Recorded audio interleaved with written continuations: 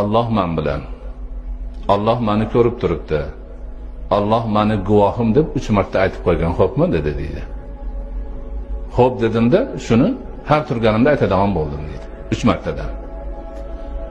Keyin bir muddatga yetganda tog'am yana kelib, aytyapsanmi? Ha, aytyapman, mana aytib beraymi deb aytdi. Endi 11 marta qilgan, xo'pmi debdi. Xo'p deb yana 11 martadan aytdim deydi.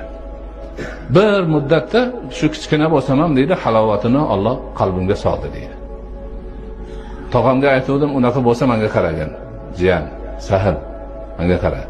Alloh sen bilan, ha. Alloh seni ko'rib turibdi, ha. Alloh seni guvohing, ha. Unaqa bo'lsa Allohga osiy bo'lma dedilar. Seni ko'rib tursa, bilib tursa, guvoh bo'lib tursa, Allohga gunoh bo'ladigan ishlarni qilmagan, xo'pmi dedi. Xo'p dedim deydi.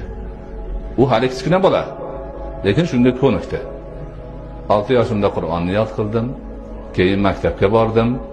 Undan keyin kimsan? Sahl ibn Abdulloh bo'ldim deydi. Sahl ibn Abdulloh dunyoda eng mashhur odamlardan, taqvoda, ruhiy tarbiyada nihoyatda zo'r odamlardan.